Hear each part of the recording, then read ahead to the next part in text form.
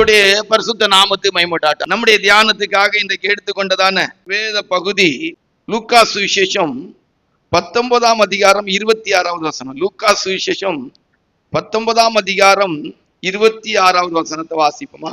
அதற்கு அவன், உள்ளவன் எவனுக்கும் கொடுக்கப்படும், இல்லாதவனிடத்தில் உள்ளதும் எடுத்துக்கொள்ளப்படும் என்று உங்களுக்கு சொல்கிறேன். கர்த்தருடைய பரிசுத்த நாமத்து மகிமைப்படட்டும். அதற்கு அவன், உள்ளவன் எவனுக்கும் கொடுக்கப்படும், உள்ளவன் எவனுக்கும் கொடுக்கப்படும், இல்லாதவனிடத்திலிருந்து உள்ளதும். தலைப்பு இப்படியும் போட்டுக்கலாம், அப்படியும் போட்டுக்கலாம். எப்படி போடலாம்? உள்ளவனுக்கு கொடுக்கப்படும் போட்டுக்கலாம்.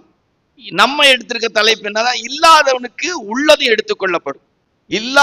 அழகா சொல்லி, இல்லாதவனிடத்திலிருந்து உள்ளதும் எடுத்துக்கொள்ளப்படும், உள்ளதும் எடுத்துக்கொள்ளப்படும், உள்ளதும் எடுத்துக்கொள்ளப்படும். அப்பதான் தலைப்பு நமக்கு நல்லா இருக்கும். அல்லேலூயா. உள்ளதும் எடுத்துக்கொள்ளப்படும், உள்ளதும். உள்ளவன் எவனோ அவனுக்கு கொடுக்கப்படும், இல்லாதவனிடத்திலிருந்து உள்ளதும். யாற்ற எது இல்லாம இருந்து எடுக்கப்பட்டுச்சுன்னு ஒரு 7 நெகட்டிவான காரியம். பாசிட்டிவா உள்ளவங்களுக்கு எதெல்லாம் கொடுக்கப்பட்டுச்சு அப்படின்னு ஒரு பிரசங்கம். தலைப்பு எப்படியும் போட்டுக்கலாம். உள்ளவனுக்கு கொடுக்கப்படும், இல்லாதவனிடத்திலிருந்து உள்ளதும் எடுத்துக்கொள்ளப்படும், அப்படியும் போடலாம். உள்ளவனுக்கு கொடுக்கப்படும், இல்லாதவனிடத்திலிருந்து உள்ளதும் எடுக்கப்படும். சரியா? Right, okay. முதலாவது சமயம் ஆயிற்று. ரைட், வேதத்தின்படி சிலது இல்லைன்னா அங்க இருக்கிறதே ஆண்டவர் எடுத்துருவேங்கிறார். அங்க இருக்கிறதையும் எடுத்துருவேன்னு என்ன செய்யறாரு சொல்றாரு. இப்ப பாருங்க, நிறைய வீட்டுல காலி பாத்திரம் இருந்துச்சு. அவ்வளவு காலி பாத்திரமும் ஒரு குடம் எண்ணெய் இருக்கிறவங்க வீட்டுக்கு வந்துட்டு ஒரு நாள் காலி பாத்திரம் எல்லாம் எண்ணெய் இருக்கிற வீட்டுக்கு என்ன செய்துட்டு வந்துட்டு. கர்த்தருடைய பரிசுத்த நாமத்து மகிமைப்படட்டும். சரி, நம்முடைய தியானம் அதல்ல. இப்ப நம்முடைய கருத்துக்கு நேரம் வரும். வாசி 1 சாமுவேலின் புத்தகம் 15ஆம் அதிகாரம் 23 வாசித்தால், 1 சாமுவேல் 15ஆம் அதிகாரம் 23வது வசனத்தை வாசித்தா, யாற்ற எது இல்ல எது எடுக்கப்பட்டுச்சு வாசிங்க. இரண்டகம் பண்ணுதல் பில்லி சூனிய பாவத்திற்கும், முரட்டாட்டம் பண்ணுதல் அவபக்திக்கும், விக்கிரகாராதனைக்கும் சரியா இருக்கிறது.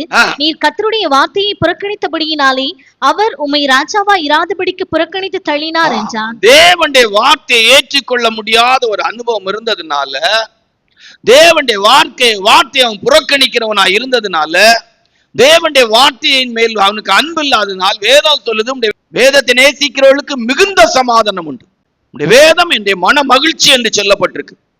இந்த சவுல் ராஜாவுக்கு அமலேக்கியருடைய பொருள் எல்லாம் சந்தோஷமாய், முதல் தரமான 2வது தரமான பொருட்கள் எல்லாம் சந்தோஷமாய் காணப்பட்டுச்சு. சிறியவனாய் இருந்த காலத்துல அவரை தேடி ஆண்டவர் அவரை ராஜாவாய் மாற்றினார். நமக்கு தெரியும், நான் சும்மா அப்படி சுருக்கமா சொல்லிட்டு போறேன், ரொம்ப நேரம் நம்ம இழுக்க மாட்டோம். ஆனா அவனுடைய ராஜ்யபாரம் ஆரம்பிச்சு கொஞ்சம் வருஷத்துல அவனுடைய ஜீவியம் மாறிட்டு, அழிந்து போற பொருட்களின் மேல அவனுக்கு ஒரு அன்பு, அதன் மேல ஒரு ஆவல், அதன் மேல ஒரு விருப்பம் அவனுக்கு வந்துச்சு. வேதம் வாசிக்கிற அனுபவமோ தெய்வ சமூகத்தின் அனுபவமோ அவனுக்கு குறைஞ்சிக்கிட்டே இருக்கு. கர்த்தர் அபிஷேகம் பண்ணின ஒரு மனிதன், தேவனால் தெரிந்தெடுக்கப்பட்ட ஒரு ராஜா, ரொம்ப இழிவான அற்பமான விஷயங்களுக்கு முதலிடம் கொடுத்துட்டாரு. அவர்கிட்ட என்ன இல்ல எது இருக்கணும்? யோசுவாவுடைய புத்தகம் 1ஆம் அதிகாரம் 5வது வசனத்துல வாசித்து பாத்தீங்கன்னா அழகா ஒரு வார்த்தை சொல்லியிருக்கும். வாசிங்க. நீ உயிரோடு இருக்கும் நாளெல்லாம் ஒருவனும் உனக்கு முன்பாக எதிர்த்து நிற்பதில்லை. நான் மோசையோடு இருந்தது போல உன்னோடும் இருப்பேன். நான் உன்னை விட்டு விலகுவதும் இல்லை, உன்னை கைவிடுவதும் இல்லை. உன்னை விட்டு விலகுவதும் இல்லை, உன்னை கைவிடுவதும் இல்லை அப்படின்னு ஆண்டவர் சொல்றார். அதுக்கு காரணம் என்ன அப்படின்னு சொல்லி பாத்தீங்கன்னா, மேல உள்ள வசனங்கள் எல்லாம் கீழே உள்ள வசனங்கள் எல்லாம் கூட நீங்க வாசித்து பாத்தீங்கன்னா நல்லா புரிய முடியும். யோசுவா 1ஆம் அதிகாரம் 8வது வசனத்தை வாசித்தா, யோசுவா 1:8 வாசிங்க. இந்த நியாயப்பிரமாண புஸ்தகம் உன் வாயை விட்டு பிரியாதிருப்பதாக, இந்த நியாயப்பிரமாண புஸ்தகம் உன் வாயை விட்டு பிரியாதிருப்பதாக. வாசியா. இதில் எழுதியிருக்கிறவைகளின் படியெல்லாம் நீ செய்ய கவனமாய் இருக்கும்படி இரவும் பகலும் அதை தியானித்துக் கொண்டிருப்பாயாக. இரவும் பகலும் அதை தியானித்துக் கொண்டிருப்பாயாக. அப்பொழுது நீ உன் வழியை வாக்கிய பண்ணுவாய். கர்த்தருடைய பரிசுத்த நாமத்து மகிமைப்படட்டும். நீ உயிரோடு இருக்கிற நாளெல்லாம் நான் உன் கூட இருப்பேன். ஒருவனும் உனக்கு முன்பாக எதிர்த்து நிற்பதில்லை. மோசையோடு கூட இருந்தது போல நான் உன் கூட இருப்பேன். அதுக்கு நீ இந்த நியாயப்பிரமாண புஸ்தகம் உன்னை விட்டு என்ன செய்யக்கூடாது? விலகிடக்கூடாது. உபாகம் 17ஆம் அதிகாரத்துல வாசிக்கும் போது 20வது வசனத்துல நீடித்து வாழ்கிற ராஜாக்களுக்கு இருக்க வேண்டிய பிரமாணம் அங்க எழுதியிருக்கு. வாசிங்க. அவன் லேவியராகிய ஆசாரியரிடத்தில் இருக்கிற நியாயப்பிரமாண நூலை பார்த்து தனக்காக ஒரு பிரதியை எழுதி தன்னிடத்தில் வைத்துக் கொண்டு தன் ஜீவனுள்ள நாளெல்லாம் அதை வாசிக்க கடவன். இப்படி செய்வதனால் தானும் தன் குமாரரும் இஸ்ரவேலின் நடுவே தங்கள் ராஜ்யத்திலே நீடித்து வாழுவார்கள். நீடித்த ராஜாக்களாய் வாழ்வார். சவுலோடு மட்டுமல்ல, சவுலின் ராஜ்யபாரம் அவன் 40 வருஷம் ராஜ்யபாரம் பண்ணாங்கிறதா இருந்தாலும் பாதியில ஆண்டவர் அவனை தள்ளிட்டார். காரணம் உண்ட இல்ல. எது இல்ல? இப்ப நீங்க வாசித்தீங்கன்னா அந்த 1 சாமுவேலின் புத்தகம் 15:23 வாசித்தா தேவனுடைய பிள்ளைகளுக்கு நல்லா புரியும். வாசிங்க. 1 சாமுவேலின் புத்தகம் 15:23 வாசிங்க. இரண்டகம் பண்ணுதல் பில்லி சூனிய பாவத்திற்கும் முரட்டாட்டம் பண்ணுதல் அவபக்திக்கும் விக்கிரகாராதனைக்கும் சரியாயிருக்கிறது. நீர் கர்த்தருடைய வார்த்தையை புறக்கணித்தீர். நீர் கர்த்தருடைய வார்த்தையை, வேதத்தை கேளாதபடிக்கு தன் செவியை விலக்கிறவனுடைய ஜெபம் கர்த்தருக்கு அருவருப்பானது. அப்போ வேதத்தின் மேல நமக்கு ஒரு பிரியம். வேதத்தை நேசிக்கிறவர்களுக்கு மிகுந்த சமாதானம் உண்டு. இன்றைக்கு வேதத்தை நேசிக்கிறவங்க ரொம்ப குறைஞ்சு போச்சு. வேதம் வாசிக்கணும், வேதத்தை தியானிக்கணும், இரவும் பகலும் கர்த்தருடைய வேதத்துல தியானமாயிருக்கிற மனுஷன் பாக்கியவான். அவன் நீர்க்கால்கள் ஓரமாய் நடப்பட்டு தன் காலத்தில் தன் கனியை தந்து இலைதுராது இருக்கிற மரத்தை போல் இருப்பான். சமீபமா ஒரு பாஸ்டர் வந்திருந்தான். குற்றப்படுத்துறேன் அப்படிங்கிறதுக்காக இல்லை, ஒரு நல்ல கன்வென்ஷனுக்கு ஒரு பாஸ்டர் பிரசங்கம் பண்ணியிருக்கிறான். பிரசங்கம் முடிஞ்ச உடனே நல்லா பிரசங்கம் இருக்குதே அப்படின்னு சொல்லிட்டு, அதுவும் பிரசங்கம் கொஞ்ச நேரம் பண்ணிருக்கலாம், ஆனா பிரசங்கத்தை கரெக்ட் டைமுக்கு முடிச்சுட்டாங்க. கொஞ்சம் நல்ல பிரசங்கம் இருந்தா அந்த பிரசங்கம் கொஞ்ச நேரம் கூட பண்ணிருக்கலாம், ஆனா அந்த பிரசங்கத்தை ஒரு குறிக்கப்பட்ட டைமுக்குள்ள கரெக்டா முடிச்சுட்டு போயிட்டாங்க. ரூம்ல போய் பார்க்கறதுக்காக போயிருக்கிறாங்க. அங்க போனா அவர் தங்கி இருந்த ரூம்ல இருந்த டிவியில இது கிரிக்கெட் மேட்ச் லைவ்ல பார்த்துட்டு இருந்திருக்கிறாங்க. அந்த பாஸ்டருக்கு ரொம்ப அதிர்ச்சியும் ஆச்சரியமான ஒரு நிலவரத்துல இருந்திருக்கு. அதாவது ஊழியர்களுடைய நாட்டம், வாஞ்சை, விருப்பம் எப்படி மாறி இருக்கு அப்படிங்கிறதுக்காக சொன்னாங்க. இரவும் பகலும் கர்த்தருடைய வேதத்தின் மேல் தியானமாய் இருக்கிற மனுஷன் பாக்கியவான். எப்போதும் நம்முடைய வாழ்க்கையில வேதம் நம்ம கூட இருக்கணும். மனதிலும் இருதயத்திலும் வேத புத்தகம் எழுதப்பட்ட ஒரு வாழ்க்கை. மனதில் வைத்து இருதயத்திலும், இருதயத்தில் வைத்து மனதிலும் பிரமாணங்களை எழுதுகிறார் என்று எழுதப்பட்டிருக்கிறது. இன்றைக்கு அநேக கர்த்தருடைய பிள்ளைகளுடைய ஜீவியங்கள்ல இருக்கிறதையும் எடுத்துக்கொள்ளப்படுவதற்கு காரணம், இருக்கிற ஆவிக்குரிய அனுபவங்கள் எடுக்கப்படுவதற்கு காரணம் தேவனுடைய வார்த்தை புறக்கணிக்கப்படுவது. சவுல் ராஜாவா இராதபடிக்கு கர்த்தர் புறக்கணித்தார். அந்த வசனத்தை இப்ப முழுசா வாசித்து முடிங்க, உங்களுக்கு புரியும். அடுத்த குறிப்பு இப்போ வாசிங்க. நீர் கர்த்தருடைய வார்த்தையை புறக்கணித்தபடியினாலே, நீர் கர்த்தருடைய வார்த்தையை புறக்கணித்தபடியினாலே அவர் உம்மை ராஜாவா இராதபடிக்கு புறக்கணித்து தள்ளினார் என்றார். ராஜாவின் அனுபவம் அவரிடத்திலிருந்து எடுக்கப்பட்டது. தேவன் அங்கீகரிக்கிற ஒரு ராஜாவா இராதபடிக்கு புறக்கணிக்கப்பட்டார். உள்ளதும் எடுத்துக்கொள்ளப்பட்டது. இரண்டாவதாக வேதத்தில் வாசிக்கும் போது மத்தேயு சுவிசேஷம் 18ஆம் அதிகாரம், மத்தேயு சுவிசேஷம் 18:34 வாசித்தான். மத்தேயு சுவிசேஷம் 18:34 வாசித்த வாசிங்க. அவனுடைய ஆண்டவன் கோபமடைந்து அவன் பட்ட கடனையெல்லாம் தனக்கு கொடுத்து தீர்க்கும் அளவும் உபாதிக்கிறவர்களிடத்தில் அவனை ஒப்பு கொடுத்தான். மன்னிப்பு இவன் கிட்ட இருந்து எடுக்கப்பட்டுச்சு. 10,000 தாலந்து கடன் பட்டிருந்தான். ஆனா இவன் ஒரு 100 வெள்ளி பணம் கடன் பட்டவனுக்கு என்ன செய்யல? மன்னிக்கல. இல்லாதவனிடத்திலிருந்து உள்ளதும் இவன் மன்னிப்பை பெற்றவனாய் போனான். இப்ப மறுபடி அவனை கூட்டு வந்து மன்னிப்ப அந்த ராஜா, இந்த ஆண்டவன் எடுத்துட்டு இவனை உபாதிக்கிறவன் கையில ஒப்பு கொடுத்தான். ரொம்ப கவனமா இருக்கணும். உள்ளவன் எவன் அவனுக்கு கொடுக்கப்படும், இல்லாதவனிடத்திலிருந்து நீங்களும் நானும் மன்னிக்கலன்னா நமக்கு கர்த்தர் மன்னிக்க மாட்டார். நமக்கு மன்னிச்சிருந்தாலும் அந்த மன்னிப்பின் சந்தோஷத்தை நம்மளை விட்டு எடுத்துருவார். இவனுக்கு 10,000 தாலந்து மன்னிக்கப்பட்ட போது எவ்வளவு சந்தோஷம் இருந்திருக்கும் பாருங்க. ஆண்டவர் அந்த பாவியான ஸ்திரீண்டே அந்த ஓமையில அந்த சம்பவத்துல சொல்லுவாங்க. லூக்கா சுவிசேஷம் 7ஆம் அதிகாரத்துல 500 தாலந்து கடன் பட்டவன் மன்னிச்சா, 100 தாலந்து கடன் பட்டவனுக்கு மன்னிச்சா யார் அதிகமா அன்பு கூறுவாங்கன்னு சொல்லி அப்படி ஒரு வார்த்தையில சொல்லியிருக்கா. அந்த பரிசேயனுக்கு சொல்லியிருக்கா. வாசிங்க லூக்கா சுவிசேஷம் 7ஆம் அதிகாரத்துல. அப்பொழுது அவர், ஒருவனிடத்தில் 2 பேர் கடன்பட்டிருந்தார்கள். ஒருவன் 500 வெள்ளிக்காசும் மற்றவன் 50 வெள்ளிக்காசும் கொடுக்க வேண்டும். ஒருவன் 500 வெள்ளிக்காசும் ஒருவன் 50 வெள்ளிக்காசும் வாசியா கொடுக்க வேண்டியதா இருந்தது. கொடுக்க அவர்களுக்கு நிர்வாகம் இல்லாத போது இருவருக்கும் கடனை மன்னித்து விட்டான். இப்படி இருக்க அவர்களில் எவன் அவனிடத்தில் அதிக அன்பாய் இருப்பான்?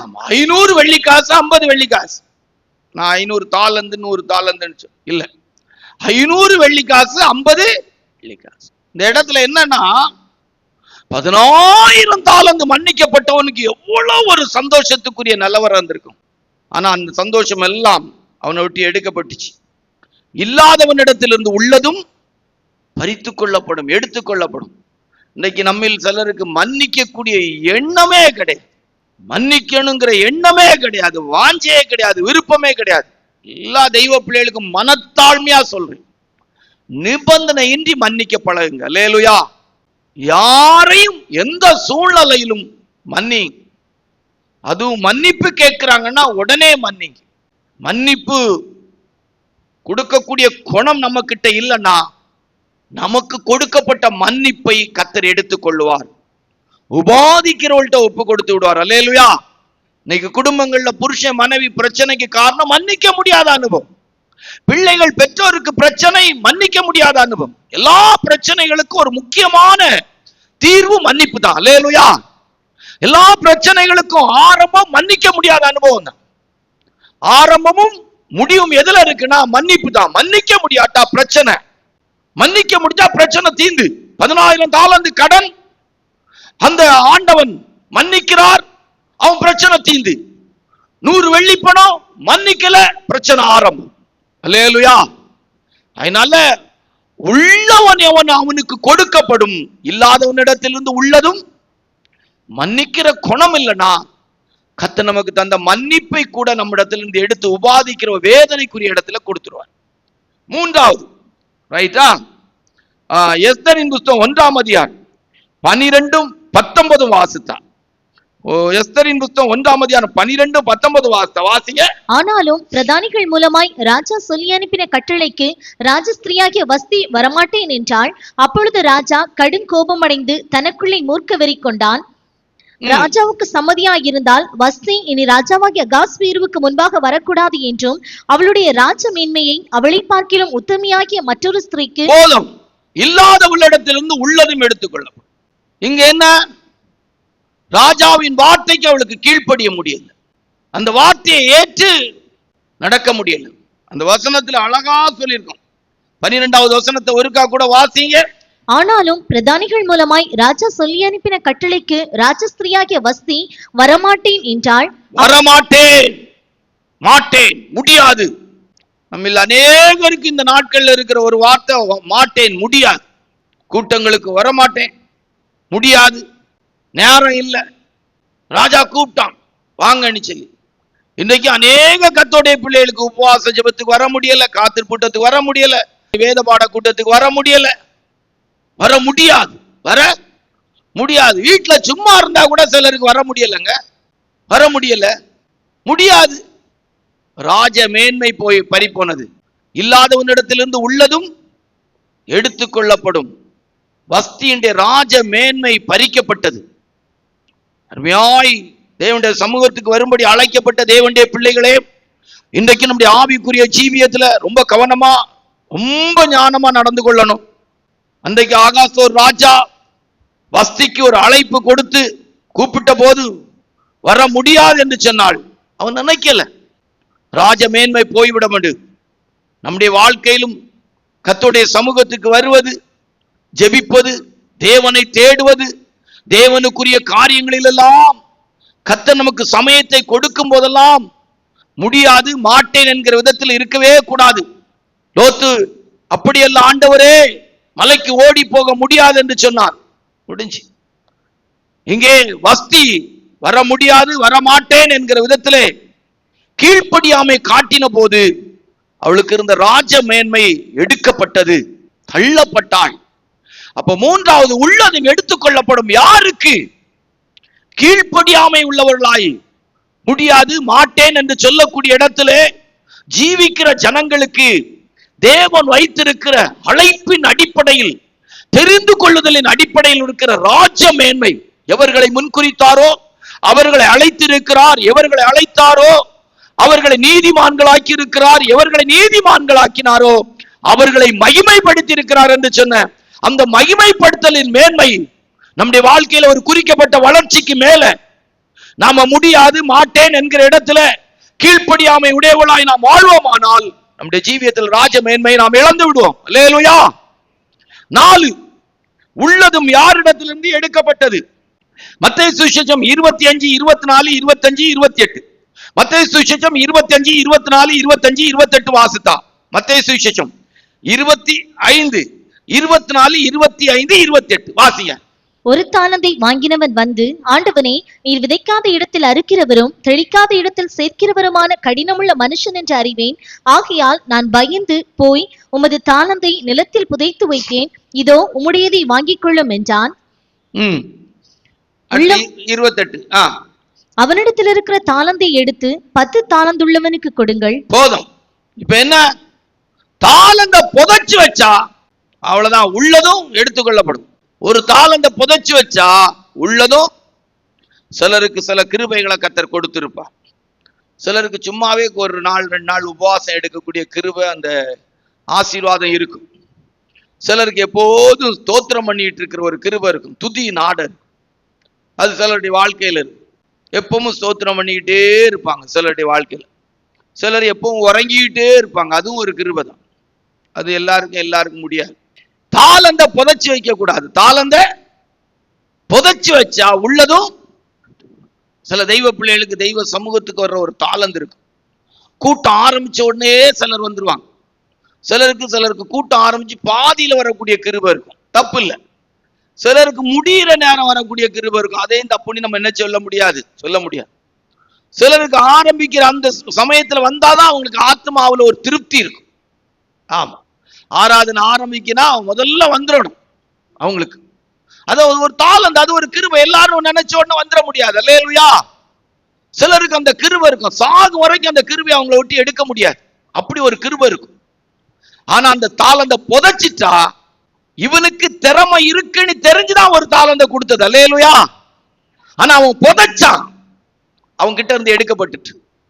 நமக்கு சில கிருபைகளை கர்த்தர் தந்திருக்கிறான், சில வரங்களை கர்த்தர் நமக்கு தந்திருக்கிறான். நம்ம நிர்மலாக்கா எடுத்து பாருங்க, வயசாயாச்சு, ஆனாலும் ஓடி ஓடி பல இடங்கள்ல சுவிசேஷத்தை அறிவிக்கிறதுக்கு டிராக்ஸ் கொடுக்கறதுக்கு போறாங்க. இங்க இருக்கிற என்கிட்ட சொன்னா நடக்குமா? இங்க இருக்கிற இவ்வளவு விசுவாசிகள்கிட்ட யாத்தியாய் சொன்னா நடக்குமா? எழுப்புதல் ஆயிட்டுனா ஒரு நாள் ஆஸ்பத்திரி போயிட்டு வந்துருவாங்க, திருப்பி 3 வருஷத்துக்கு போக மாட்டாங்க ஆஸ்பத்திரி பக்கத்துல போய் சுவிசேஷம் அறிவிக்கிறது. ஆனா அவங்க அப்படி மாசந்தோறும் ரொட்டீனா போறாங்க. அல்லேலூயா. கிருபை ஒரு தாளந்து தான் இருக்கு. பிரசங்கம் பண்ற தாளந்து இல்ல, பெரிய ஊழியம் செய்யற தாளந்து இல்ல, 10 ஜனங்களுக்கு சுவிசேஷம் அறிவிக்கிற தாளந்து. அல்லேலூயா. அந்த தாளந்து அவங்க புதைச்சு வைக்காம இருக்கிறதுனால சரீரத்துக்கு தேவையான சுகத்தை ஆண்டவர் கொடுக்கிறார், ஆரோக்கியத்தை கொடுக்கிறார், பலத்தை கொடுக்கிறார். அல்லேலூயா. கிருபையின் மேல் கிருபை அடைய வைக்கிறார். உண்மையான அனுபவங்க. எல்லாருக்கும் எல்லாம் கிடைக்காது. தாளந்த புதைச்சு வச்சிடக்கூடாது. நம்ம தாளந்த நம்ம அறியணும், நமக்கு என்ன தாளந்து இருக்குன்னு பார்க்கணும். சிலருக்கு ஆராதிக்கிற ஒரு தாளந்து இருக்கும், எப்ப பார்த்தாலும் பாட்டு பாடி தேவனை ஆராதிச்சுக்கிட்டே இருப்பாங்க. கடையில நின்னாலும் சரிதான், ஒரு வேலைக்கு போனாலும் சரிதான், எங்க போனாலும் ஒரு பாட்டை பாடி தேவனை ஆராதிச்சுக்கிட்டே இருப்பாங்க. அது ஒரு கிருபை இருக்கும். அவங்க வாயில எப்பவுமே தேவனை உயர்த்தும் துதிக்கு ஏதுவான பாட்டு இருக்கும். அந்த தாளந்த புதைச்சு வச்சிடக்கூடாது. சோதனைகள் வரலாம், போராட்டங்கள் வரலாம், பிரச்சனைகள் வரலாம், எதிர்வினையான சூழ்நிலைகள் வரலாம். தாளந்த புதைச்சு வச்சிடக்கூடாது. சிலருக்கு வீட்டுல வேலை முடிஞ்ச உடனே ஜெபம் பண்ணக்கூடிய ஒரு தாளந்து கர்த்தர் கொடுத்திருப்பார். உடனே ஜெபிப்போன்னு சொல்லி ஒரு பாயை போடுவாங்க, இல்ல இருக்கிற நிலவரத்துல உட்கார்ந்து தேவனை நோக்கி ஜெபிக்கிற ஒரு ஆத்ம பாரத்தை கொடுத்திருப்பார். ஆத்மாக்களை சந்திக்கிறதை விட ஆத்ம பாரத்தை கொடுத்திருப்பார். தேச தலைவர்களுக்காக ஜெபிக்கிறது, அதிகாரிகளுக்காக ஜெபிக்கிறது, அழிந்து போற ஆத்மாக்களுக்காக ஜெபிக்கிறது, உலகத்துல துன்மார்க்கர் பாவிகளுங்கிறவர்களுக்காக ஜெபிக்கிறது, போதைக்கு அடிமைப்பட்டவர்களுக்காக ஜெபிக்கிறது, பல விதமான இச்சையின் அனுபவங்கள் உள்ளவர்களுக்காக ஜெபிக்கிறது. இப்படி ஒரு ஜெபிக்கிற ஒரு தாளந்த கர்த்தர் கொடுத்திருப்பார். தாளந்துகளை புதைச்சு வச்சா உள்ளதும் எடுக்கப்பட்டுரும். அல்லேலூயா. அதனால நமக்கு நம்ம வாழ்க்கையில கவனிச்சு பார்க்கணும். கொடுக்கப்பட்ட தாளந்தை பயன்படுத்த வேண்டும். இல்லைன்னா நம்முடைய தாளந்தை புதைச்சு வச்சோமானால் இல்லாதவனிடத்திலிருந்து உள்ளதும் 4 5 வேதத்துல வாசிப்போமானால், அப்போ 4வது என்ன? கர்த்தர் கொடுத்த கிருபைகள் ஆவிக்குரிய வரங்களை பயன்படுத்தாவிட்டால் உள்ளதும் போய்விடும். 5 வேதத்துல வாசிக்கும் போது 1 ராஜாக்கள் 12:19 வாசிங்க. அப்படியே இந்நாள் வரைக்கும் இருக்கிறபடி இஸ்ரவேலர் தாவீதின் வம்சத்தை விட்டு கலகம் பண்ணி பிரிந்து போயிருக்கிறார்கள். கலகம் பண்ணி பிரிந்து போயிருக்கிறார்கள். இந்த இடத்துல வரும்போது ரெகோபயாமை விட்டு ராஜ்யபாரம் போகுது. 1 ராஜாக்களின் புஸ்தகம் 12ஆம் அதிகாரம் 19வது வசனத்தை வாசிங்க. 1 ராஜாக்கள் 12:19 வாசிங்க. அப்படியே இந்நாள் வரைக்கும் இருக்கிறபடி இஸ்ரவேலர் தாவீதின் வம்சத்தை விட்டு கலகம் பண்ணி பிரிந்து போயிருக்கிறார்கள். அப்போ இந்த இடத்துல ரெகோபயாமுக்கு ராஜ்யபாரம் போகுது. ரெகோபயாமுக்கு ராஜ்யபாரம் போகுது. எப்படி அப்படின்னு சொன்னா 1 ராஜாக்கள் 11ஆம் அதிகாரம் 31வது வசனத்தை வாசிக்கும் போது, 1 ராஜாக்கள் 11:31 வாசிக்கும் போது வாசிங்க. யெரொபெயாமை நோக்கி 10 துண்டுகளை எடுத்துக்கொள், இஸ்ரவேலின் தேவனாகிய கர்த்தர் சொல்கிறது என்னவென்றால், இதோ நான் ராஜ்யபாரத்தை சாலமோனுடைய கையிலிருந்து எடுத்து கிழித்து உனக்கு 10 கோத்திரங்களை கொடுப்பேன். ஆமா, அப்ப ரெகோபயாமுடைய வாழ்க்கையில இந்த ராஜ்யபாரம் போறதுக்கு ஒரு காரணம் 8வது வசனத்தை வாசித்தால். 8வது வசனத்தை வாசிங்க. 8வது வசனத்தை வாசிங்க. 12:8. முதியோர் தனக்கு சொன்ன ஆலோசனையை அவன் தள்ளிவிட்டு தன்னோடு வளர்ந்து தன் சமூகத்தில் நிற்கிற வாலிபருடைய ஆலோசனை பண்ணி. எப்போ எது யார்கிட்ட போச்சுன்னா, முதியோருடைய ஆலோசனை தள்ளிட்டு ரெகோபயாம் வாலிபர்களுடைய ஆலோசனை கேட்டபோது 12 கோத்திரத்தார ராஜ்யபாரம் பண்ணக்கூடிய ஸ்லாக்கியத்தை இழந்தான். 10 கோத்திரம் கலகம் பண்ணி பிரிந்து போனார்கள். உள்ளதும் எடுத்துக் கொள்ளப்படும், இல்லாதவனிடத்திலிருந்து உள்ளதும் எடுத்துக்கொள்ளும். எது இல்லை? முதியோருடைய ஆலோசனை கேட்கிற அனுபவம் இல்லை. காலத்துக்கு தக்க தன்னோடு வளர்கிறவர்களே ஆலோசனை கேட்கிறவனாய் காணப்பட்டான். ஆவிக்குரிய தெய்வ பிள்ளைகளுடைய வாழ்க்கையிலே முதியோர்களுடைய ஆலோசனை தேவை. முதியோர்களுடைய ஆலோசனை நமக்கு தேவை. தமிழ்ல சொல்லுவாங்க, முதியோர் சொல் முன்பு கசக்கும் பின்பு இனிக்கும், நெல்லிக்கனி போல அப்படின்னு சொல்லிடு. அப்ப ஆவிக்குரிய தெய்வ பிள்ளைகளுடைய ஜீவியங்கள்ல நல்ல ஆலோசனை. இந்த முதியோர் என்று சொல்லும் போது நமக்கு நல்ல ஒரு ஆவிக்குரிய அனுபவம் என்று சொன்னால், வேதத்துல நிறைய பேர் முதியோர்கள் சொல்லியிருக்கு. 1 யோவான் 2ஆம் அதிகாரத்துல சொல்லி இருக்கும், முதியோர் ஆகிய பிதாக்களே உங்களுக்கு எழுதுகிறோம். வாசிங்கள் அந்த வசனத்தை. சொல்லுங்க, வசனம் எத்தனாவது வசனம்? 13. வாசிங்க. பிதாக்களே ஆதி முதல் இருக்கிறவரை நீங்கள் அறிந்திருக்கிறதினால், பிதாக்களே நீங்கள் ஆதி முதல் இருக்கிறவரை அறிந்திருக்கிறதுனால் உங்களுக்கு எழுதுகிறேன். போதும். அப்ப முதியோர் என்று சொல்லும் போது தேவனை குறித்த அறிவுடையவர்களுடைய ஆலோசனையை இந்த ரெகோபயாம் தள்ளினான். ஒன்றான மெய்தேவனாகிய உம்மையும் நீர் அனுப்பின இயேசு கிறிஸ்துவையும் அறிவதே நித்திய ஜீவன். தேவனை குறித்து, தேவனுடைய வழியை குறித்து, தேவனுடைய சித்தத்தை குறித்து, தேவனுடைய நடத்திப்பை குறித்து அறிவுள்ளவர்கள் அல்லது அப்படிப்பட்ட அனுபவம் உள்ள ஊழியர்கள், தெய்வ பிள்ளைகள் மூலம் நமக்கு கொடுக்கப்படுகிற நல்ல ஆலோசனைகளை, சத்தியங்களை, நல்ல வெளிப்படுத்தல்களை தள்ளிவிட்டு ரெகோபயாம் தன்னோடு வளர்ந்த, தனக்கு சாதகமான, தன் வாழ்க்கைக்கு ஏற்ற விதத்தில் பேசுகிற அந்த வாலிபர்களுடைய சத்தத்துக்கு அவன் செவி கொடுத்ததனால் உள்ளதும் எடுத்துக் கொள்ளப்பட்டது. 10 கோத்திரம் கலகம் பண்ணி பிரியக்கூடிய இடம் வந்தது. என் அருமை கர்த்தருடைய பிள்ளைகளை, ஜனக்குறைவு ராஜாவின் முறிவு என்று சொல்லப்பட்டிருக்கிறது. ஜன திரட்சி ராஜாவின் மகிமை என்று எழுதப்பட்டிருக்கிறது. மகிமையான ஒரு ராஜ்யபாரத்தை பண்ண முடியாமல் ரெகோபயாம் தன்னுடைய வாழ்க்கையிலே ராஜ்யபாரத்திலே 10 கோத்திரத்தை இழந்ததற்கு காரணம் முதியோர்களுடைய ஆலோசனை அவன் ஏற்றுக்கொள்ள முடியாதவனாயிருந்தான். இந்த காலை வேளையிலும் கர்த்தருடைய சமூகத்துக்கு வந்திருக்கிற என் அருமை சகோதரனே, சகோதரியே, என் அருமை தேவனுடைய ஜனமே, கடந்த காலங்களில் எல்லாம் நம்முடைய ஜீவியத்தில் நமக்கு இருந்த ஆசீர்வாதங்களை நாம் இழந்ததற்கு ஒரு காரணம் முதியோர்களுடைய ஆலோசனை என்று சொல்லக்கூடிய தேவனை குறித்து சரியாக தெரிந்திருக்கிற, நல்ல அறிந்திருக்கிற, புரிந்திருக்கிற தெய்வ ஊழியர்கள், தெய்வ பிள்ளைகள் மூலமாய் நமக்கு கொடுக்கப்பட்ட நல்ல வார்த்தையின் வெளிச்சத்தை விட்டதுதான் காரணம். கர்த்தருடைய பரிசுத்த நாமத்துக்கு மகிமை உண்டாட்டும். 6, இல்லாதவனிடத்திலிருந்து உள்ளதும் எடுத்துக் கொள்ளப்படும். நியாயாதிபதிகளின் புத்தகம் 16ஆம் அதிகாரம் 19வது வசனத்தை வாசித்தால், நியாயாதிபதிகளின் புத்தகம் 16ஆம் அதிகாரம் 19வது வசனத்தை வாசித்தால் வாசிங்க. அவள் அவனை தன் மடியிலே நித்திரை செய்ய பண்ணி ஒருவனை அழைத்து அவன் தலைமயிரின் 7 சடைகளையும் சிறைப்பித்து அவனை சிறுமைப்படுத்த தொடங்கினாள். அவன் பலம் அவனை விட்டு நீங்கிற்று. இல்லாதவனிடத்திலிருந்து உள்ளதும் எடுத்துக்கொள்ளப்படும். சிம்சோன் இடத்துல என்னது இல்ல? எது எடுத்துக்கொள்ளப்பட்டது? தேவனுடைய பலன் எடுக்கப்பட்டது. எது இல்ல? நல்லா தெளிலாளுக்கு மடியில படுத்து உறங்கணும். நல்லா உறக்கும். தெளிலாளுக்கு மடியில படுத்து நல்லா உறக்கும். நல்லா தூக்கும். அசந்த தூக்கம். ஒரு இது இல்லை. சவரங்கன் கத்தி வச்சு இழுக்கிறது கூட அவனுக்கு தெரிய மாட்டேங்குது. உள்ளவனிடத்தில் உள்ளவன் எவனோ அவனுக்கு கொடுக்கப்படும். இல்லாதவனிடத்திலிருந்து உள்ளதும் எடுத்துக்கொள்ளப்படும். நல்ல தூக்கம். ரொம்ப கவனமா இருக்கணும். ஆவிக்குரிய தெய்வ பிள்ளைகள், ஊழியர்கள் ரொம்ப கவனமா இருக்கணும். தூங்குறது தப்பு இல்லை. தூங்க வேண்டிய நேரங்கள்ல தூங்கணும். அல்லேலூயா. ரொம்ப முக்கியம். தூங்க கூடாத நேரத்துல தூங்கிடக்கூடாது. தூங்க கூடாத இடத்துல தூங்கக்கூடாது. பழைய காலங்களில் ஒரு பாட்டெல்லாம் பாடுவாங்க. நான் இப்படி இந்த பாட்டை மாத்தி பாடி வச்சிருக்கேன். சபையிலே தூங்கினவன் சாட்சி இழந்தான், ஜெபத்திலே தூங்கினவன் வெற்றி இழந்தான், தன் வேலையிலே தூங்கினவன் பணம் இழந்தான், தன் கடையிலே தூங்கினவன் முதல் இழந்தான், பள்ளியிலே தூங்கினவன் படிப்பிழந்தான். அந்த ஒரிஜினல் பாட்டு எனக்கு எப்படின்னு தெரியாது. நான் இப்படி கட்டி வச்சிருக்கிறேன். ரொம்ப கவனமா இருக்கணும். எப்போதும் விழிப்பாருங்க. அல்லேலூயா. சிம்சோன் எல்லாம் ஒரு பெரிய பராக்கிரமசாலி. அவர் கூட எல்லாம் ஈடு கட்டுறதுக்கு ஆளே கிடையாது. பைபிள் ஃபுல்லா எடுத்து பார்த்தீங்கன்னா ஒரு மனுஷன் 1000 பேரை கொண்டாங்கிற சரித்திரத்துக்குரிய ஆள் அவர் மட்டும்தான். அல்லேலூயா. ஒரு பெரிய ஸ்டேடியத்தின் தூணை சாட்சி 3000 பேரை போட்டது அவர் ஒரு ஆளு தான். அல்லேலூயா.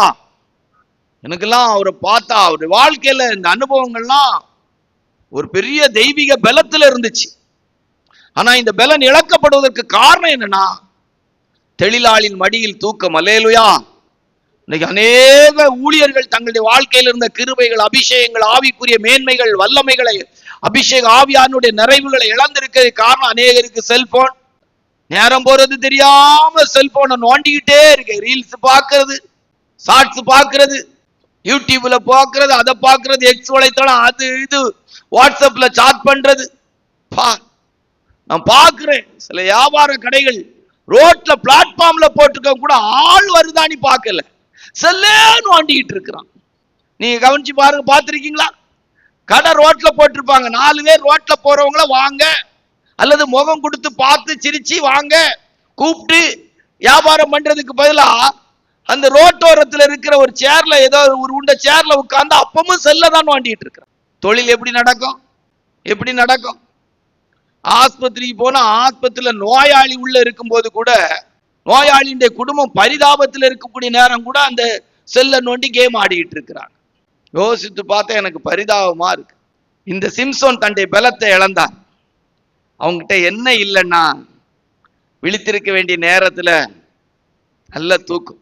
ஆவிக்குரிய தெய்வ ஊழியர்கள், தெய்வ பிள்ளைகள்லாம் இந்த நாட்கள் எழும்பி ஆண்டவருக்காக கிரியை செய்ய வேண்டிய நாட்கள். ஆனா நம்முடைய வாழ்க்கையில நல்லா உலக பிராரமான அனித்தியமான சந்தோஷங்களை, நல்ல தூக்கம். 7 மத்தேயு சுவிசேஷம் 21:43 வாசித்தான்.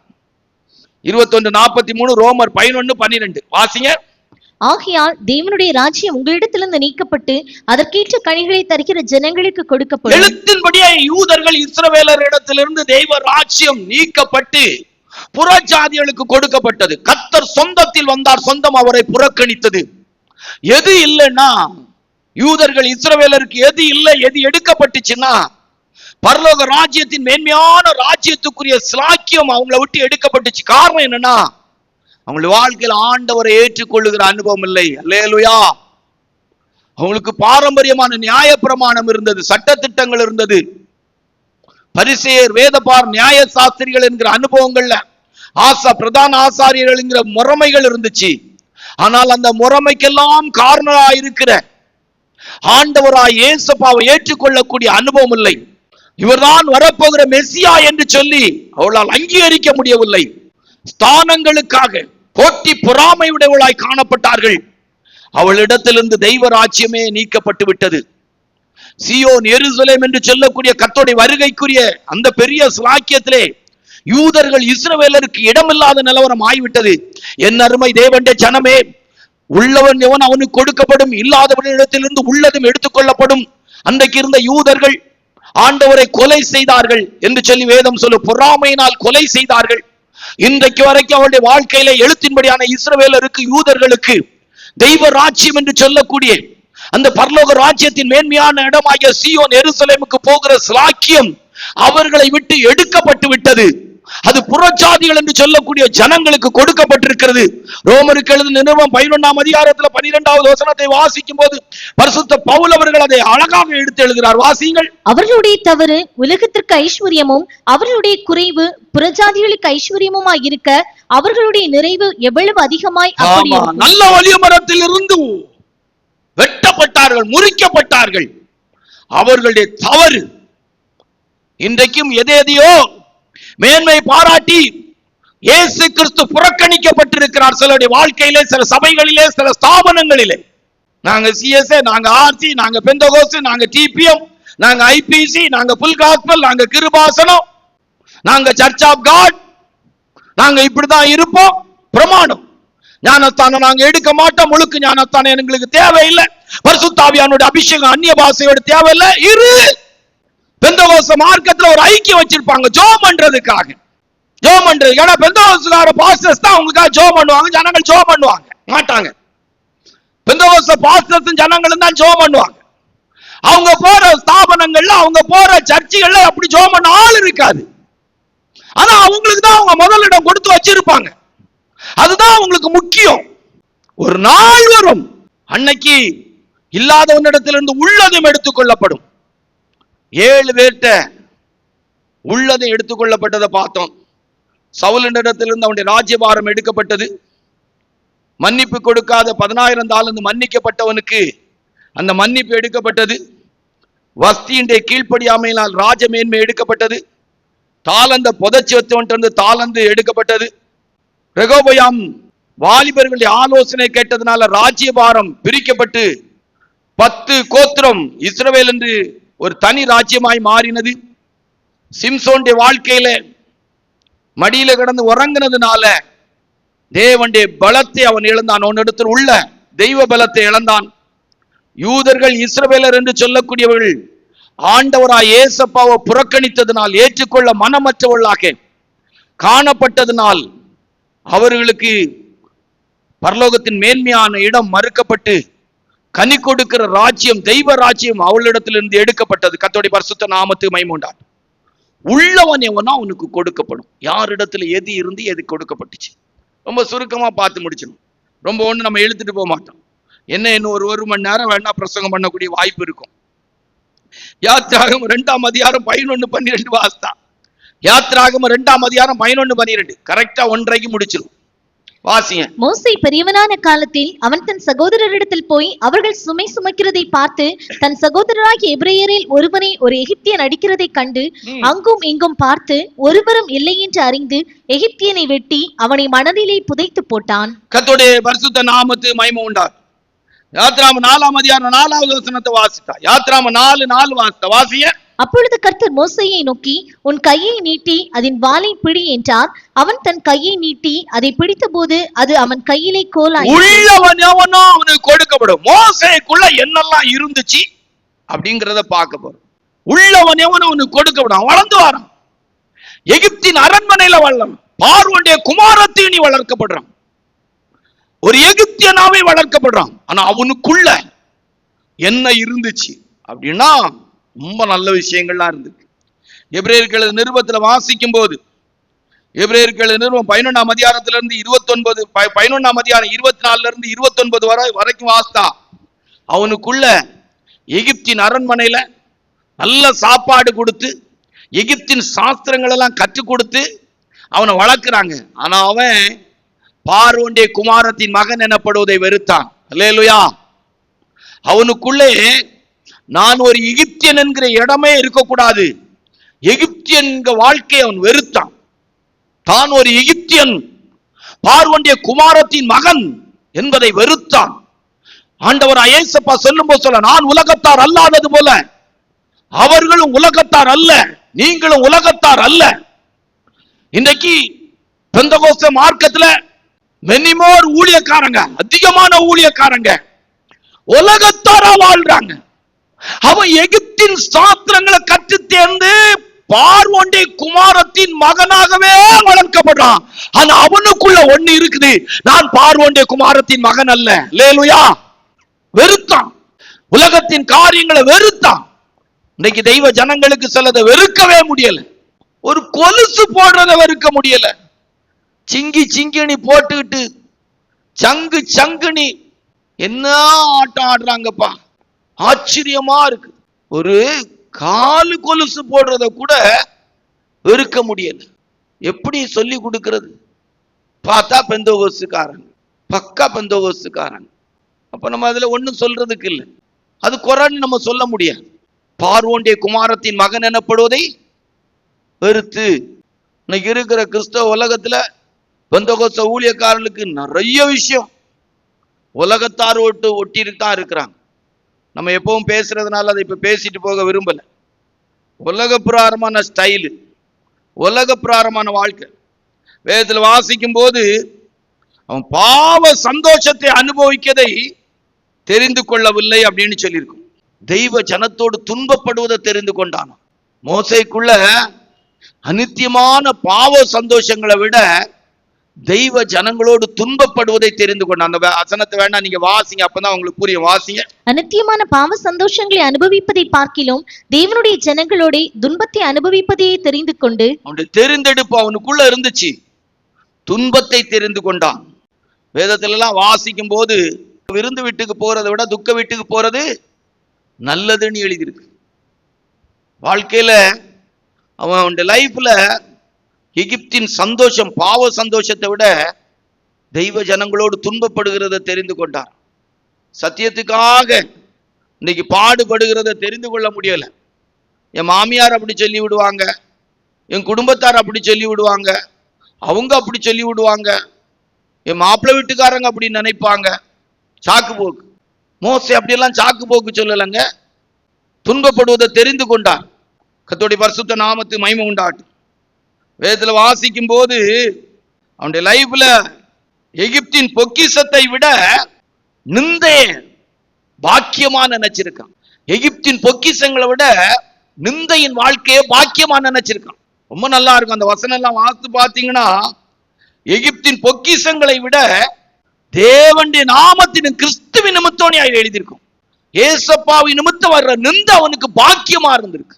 இன்றைக்கு நம்மளை யாரும் குறை சொல்லிடக்கூடாது, யாரும் குற்றப்படுத்திடக்கூடாது. ஒரு வார்த்தை சொன்னா போதும், தை தை சத்தைக்கா புத்தைக்கா அப்படின்னு நிக்கிறாங்க. சொல்லிருக்கு, மோசே எகிப்தின் பொக்கிஷங்களோட நிந்தை எப்படி நினைச்சாரா? பாக்கியமா நினைச்சார். நம்மளை குறை சொல்றது, நம்மளை குற்றம் சொல்றது, நம்மளை நிந்திக்கிறது நமக்கு பாக்கியம். அல்லேலூயா.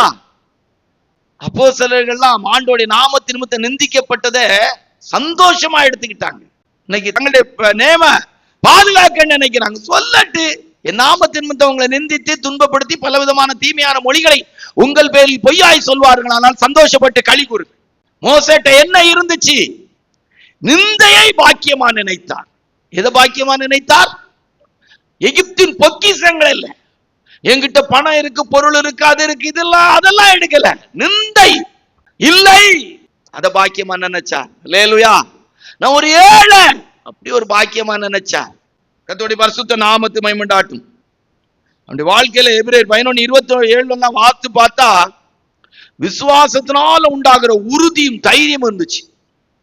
விசுவாசத்தினாலே, அந்த 27வது வசனத்தை வாசிங்க. விசுவாசத்தினாலே அவன் அதரிசனமானவரை தரிசிக்கிறது போல உறுதியாயிருந்து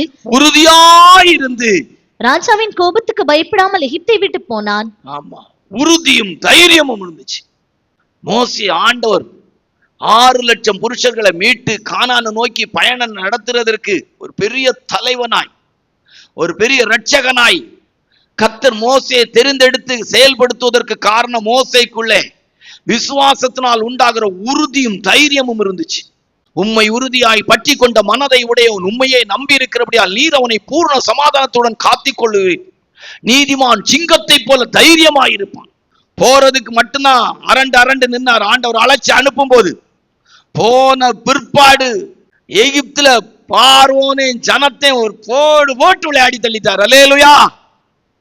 உறுதியும் தைரியமும் இருந்துச்சு. மார்க்கத்துக்குள்ள வந்த பிற்பாடு அந்த உறுதியும் தைரியமும் இருக்கும். நீதிமான் சிங்கத்தை போல தைரியமாயிருப்பான். மிகுந்த பலனுக்கு ஏதுவான தைரியத்தை விட்டு விடாதீர்கள். ஆண்டவராய் இயேசுவின் இரத்தத்தினால், சத்திய வசனத்தினால், பரிசுத்தாவியானவரால் நமக்குள் உண்டாகிற இந்த உறுதி தைரியம் இருக்கணும். வேதத்தில் வாசிக்கும் போது எபிரேயர் 11:28 வசனத்தின்படி புதிய நியமத்தை ஏற்றுக்கொண்டார். புதுசா ஆண்டவர் ஒன்ன சொல்றாரு, நிலைக்கால்கள் எல்லாம் ரத்தம் பூசப்படணும், பஸ்காவை ஆசரிக்க வேண்டும் என்று சொல்லி புது ஒரு நியமம், புது ஒரு சட்ட திட்டத்தை கொண்டு வரார். புதிய சட்ட திட்டம். அதுக்கு முன்னால வரைக்கும் அது இல்லை. நோவாட்ட பேழை உண்டாக்க சொன்னது மாதிரி மோசே கிட்ட ஒரு புது நியமத்தை, பஸ்காவி நியமத்தை கொண்டு வர சொல்லாரு. அதை அனுசரிச்சார். வாசிங்க, அந்த வசனம் ரொம்ப நல்லா இருக்கு. வாசிங்க. விசுவாசத்தினாலே முதற்பேறானவைகளை சங்கரிக்கிறவன் இஸ்ரவேலரை தொடாதபடிக்கு அவன் பஸ்காவையும் ரத்தம் பூசுதலாகிய நியமத்தையும் ஆசரித்தான். ஆமா, புதுசா ஒரு கருத்து ஆண்டவர் சொன்ன போது அதை ஏற்றுக்கிட்டார். அல்லேலூயா. அதை ஏற்றுக்கொள்ளக்கூடிய தன்மை அவருக்குள்ள இருந்துச்சு. தேவன் தனக்கு கொடுக்கிற நல்ல ஆலோசனையை தான் ஏற்று அதை ஜனத்தின் மத்தியில் அதை செயல்படுத்தக்கூடிய ஒரு தன்மை அவர்கிட்ட இருந்துச்சு. வேதத்துல வாசிக்கும் போது சமயம் கிடைக்கும் போது எகிப்தை விட்டு புறப்படக்கூடிய ஒரு தன்மை அவர்கிட்ட இருந்துச்சு. எபிரேயர் 11:27 வாக்கு பாத்தீங்கன்னா, எகிப்தை விட்டு புறப்பட்டார், எகிப்தை விட்டார். வாசிங்க. விசுவாசத்தினாலே அவன் அதரிசனமானவரை தரிசிக்கிறது போல உறுதியாய் இருந்து ராஜாவின் கோபத்துக்கு பயப்படாமல் எகிப்தை விட்டு போனான். எகிப்தை விட்டு போனார். சமயம் கிடைக்கும் போது எகிப்து என்று சொல்லக்கூடிய உலகத்தின் காரியத்தை விடணும், விட வேண்டியதை விடணும். மோசேக்குள்ள என்ன இருந்துச்சு, என்ன கொடுக்கப்பட்டுச்சு, என்ன கொடுக்கப்பட்டுச்சு? மிகப்பெரிய ஆசீர்வாதம். கர்த்தர் மோசையோடு பேசினார் என்பதுதான் வேத புஸ்தகத்தில் இருக்கும். யாத்ராகமும், லேவியராகவும், எண்ணாகவும், உபாகம் 4 புஸ்தகத்துல, பரிசுத்த வேதாகமத்துல இடம்பெற்ற ஒரு தெய்வ மனுஷன் அவர் மட்டும்தான். அல்லேலூயா. ஆண்டவராய் இயேசுப்பா 4 சுவிசேஷங்கள் அறியப்படுகிறது. மத்தேயு, மார்க்கு, லூக்கா, யோவான் என்கிற 4 சுவிசேஷத்துல ஆண்டவராய் இயேசுப்பா அறியப்பட்டது போல 4 ஆகமங்கள்ல, யாத்ராகமும், லேவியராகவும், எண்ணாகவும், உபாகமும் 4 ஆகமங்களிலும் மோசேயுடைய வார்த்தை, மோசேயை கொண்டு கர்த்தர் செய்தது, மோசே மூலமாய் பேசப்பட்ட வார்த்தைகள் நிறைய இருக்கும். மோசேக்கும் தேவனுக்கும் இடையே இருக்கிற 4 சுவிசேஷங்களிலே பிதாவாகிய தேவனுக்கும் குமாரனாகிய இயேசுவுக்கும் இருக்கிற உறவு எப்படி பிரதிபலிக்கப்பட்டு கொண்டிருந்ததோ அதுபோல 4 ஆகமங்களிலும் இந்த மோசேக்கும் தேவனுக்கும் இருக்கிற உறவு பிரதிபலித்துக் கொண்டிருந்தது. உள்ளவன் எவனோ அவனுக்கு கொடுக்கப்படும். இந்த மோசேக்குள்ள இருந்த விஷயம் என்னன்னா, எபிரேயர் 11:26 வசனத்தை வாசித்தார். இனிவரும் பலன் மேல் நோக்கமாயிருந்து, இனிவரும் பலன் மேல் நோக்கமாயிருந்து, எகிப்தில் உள்ள போதும். இனிவரும் பலன், நித்தியத்தை குறித்த ஒரு எண்ணம், வாஞ்சை. அதனால்தான் ஆண்டவருடைய கிருபையினால மத்தேயு சுவிசேஷம் 17 எழுத்தின்படி கானானுக்குள் தேவன் மோசே அனுமதிக்காவிட்டாலும் மருவ மலையில மோசே ஆண்டவராய் இயேசுவோடு கூட இருந்தார். அல்லேலூயா. உள்ளவன் எவனோ அவனுக்கு கொடுக்கப்படும். உள்ளவன் எவனோ அவனுக்கு கொடுக்கப்படும். மோசேயின் இடத்துல என்ன இருந்துச்சு? கொடுக்கப்படாததுதான் ஒண்ணுமே இல்லை, எல்லாமே கர்த்தர் கொடுத்தார். அல்லேலூயா. முகமுகமாய் தேவனை பார்க்கக்கூடிய சிலாக்கியம், அவர் கைவிரல் கொண்டு ஒரு 2 கற்பலைகளை எழுதி கொடுத்து அதை வாங்கிட்டு வரக்கூடிய பாக்கியம், 40 நாள் புசியாமலும் குடியாமலும் ஆண்டவராய் இயேசுப்பாவை போலவே இருந்தான். ஏசப்பாவாது பசி உள்ளவராங்களா மாறினாங்கன்னு பைபிள் எழுதிருக்கு. மோசே பசிய தெரியல, மகிமையோடு வந்தார். அவருடைய முகத்தின் மகிமையை பார்க்க முடியாம முக்காடு போட வேண்டியது இருந்துச்சு. அல்லேலூயா. யோசித்து பார்த்தா ஆச்சரியமா இருக்கு. உள்ளவன் எவன் அவனுக்கு கொடுக்கப்படும். 2, யாருக்கு என்ன இருந்து யாருக்கு என்ன கொடுக்கப்பட்டுச்சு. சரியா? லூக்கா சுவிசேஷம் 7:7 வரைக்கும் வாசித்தா. லூக்கா சுவிசேஷம் 7:7 வரைக்கும் வாசித்தா யாருக்கு என்ன இருந்து என்ன கொடுக்கப்பட்டுச்சு. வாசிங்க. நான் உம்மிடத்தில் வரவும் என்னை பாத்திரனாக எண்ணவில்லை, ஒரு வார்த்தை மாத்திரம் சொல்லும், அப்பொழுது என் வேலைக்காரன் சொஸ்தமாவான். நான் அதிகாரத்துக்கு கீழ்ப்பட்டவனாய் இருந்தும் எனக்கு கீழ்ப்பட்டிருக்கிற சேவகரும் உண்டு. நான் ஒருவனை போவென்றால் போகிறான், மற்றொருவனை வாவென்றால் வருகிறான். என் வேலைக்காரனை இதை செய்யென்றால் செய்கிறான் என்று நான் சொன்னதாக சொல்லுங்கள் என்று அவர்களை அனுப்பினான். இயேசு இவைகளை கேட்டு அவனை குறித்து ஆச்சரியப்பட்டு திரும்பி தமக்கு பின் செல்கிற திரளான ஜனங்களை நோக்கி, இஸ்ரவேலருக்குள்ளும் நான் இப்படிப்பட்ட விசுவாசத்தை காணவில்லை என்று உங்களுக்கு சொல்கிறேன் என்றார். அனுப்பப்பட்டவர்கள் வீட்டுக்கு திரும்பி வந்தபோது வியாதியாய் கிடந்த வேலைக்காரன் சுகமடைந்திருக்கிறதை கண்டார்கள். ஒரு பெரிய செயல் நடந்துட்டுங்க. மனுஷகுமாரன் வரும்போது பூமியில விசுவாச துரோகம் உந்தி நேரிடன்னு சொல்லியிருக்கு. ஒரு 100க்கு அதிபதிக்கு எவ்வளவு பெரிய விசுவாசம் அவனுக்குள்ள இருந்திருக்கு. ஆச்சரியப்படுறாங்க ஆண்டவர். அவனுடைய விசுவாசத்துக்கு அவன் கிட்ட இருந்த காரியம் என்னன்னா, அவன் யோசித்து பார்க்கிறான். ஆண்டவரை அழைச்சி சுகம் கிடைக்கணும்னு சொன்ன போது அவன் யோசிக்கிறான். தான் ஒரு அதிகாரத்துக்கு கீழ்ப்பட்டவன், தன்னுடைய அதிகாரத்துக்கு கீழ்ப்பட்டவங்க இருக்கிறாங்க. அதிகாரமுடைய ஒரு வார்த்தை ஒரு மனிதன் கீழ்ப்படிய வேண்டும் என்கிற இடத்துல அவனை கொண்டு வந்து நிறுத்துமானால், ஆண்டவர் சுகம் கொடுக்கிறார் என்பதை அறிந்த போது அவர் சொன்னா நடக்கும் விசுவாசித்தான். அல்லேலூயா. மனுஷன் அப்பத்தினால் மாத்திரமல்ல, தேவனுடைய வாயிலிருந்து புறப்படுகிற ஒவ்வொரு வார்த்தையினாலும் நம்ம ஆண்டவர்கிட்ட மனத்தாழ்மையா இந்த நாட்கள்ல கேட்கிறோம். ஆண்டவர் தெய்வீக சுகத்தின் அனுபவத்தில் என்னை கைவிட்டுறவே விட்டுறாங்க. சாகு வரைக்கும் வரட்டு, வியாதி பலையின வராண்டான்னு நான் சொல்ல வரல. என் விசுவாசம் என்ன நீங்க நடத்துற பாதையில விசுவாசம் பரிசோதிக்கப்படட்டும். ஆனா தோற்று விடாதபடி காத்துக்கொள்ளுங்க. அல்லேலூயா. கைவிட்டுறாங்க. உங்களால முடியும். 4 நாள் மரித்து கல்லறைக்குள்ள அடக்கம் பண்ணப்பட்டவன் ஒருத்தன் உயிரோடு எழுப்ப முடியுமானால், பாடகட்டி போகிற ஒரு வாலிபனை உயிரோடு எழுப்ப முடியுமானால் முடியும். அல்லேலூயா. விசுவாசிக்கிறவனுக்கு எல்லாம் கூடும். உள்ளவன் எவன் அவனுக்கு மனுஷனால் கூடாதது தேவனால் கூடும். யாருக்கு? விசுவாசிக்கிறவனுக்கு எல்லாம் கூடும். உங்கள் விசுவாசமே உலகத்தை ஜெயிக்கிற ஜெயம். சந்தேகப்படாமல் அவனுக்கு எவ்வளவு பெரிய திட்டமும் தெளிவு இருந்திருக்கு பாருங்க. நான் ஒரு அதிகாரத்தை கீழ்ப்பட்டவன், என் அதிகாரி சொன்னா நான் கேட்கிறேன். என் அதிகாரத்தை கீழ்ப்பட்டவங்க இருக்கிறாங்க, நான் சொன்னா அவங்க கேட்கிறாங்க.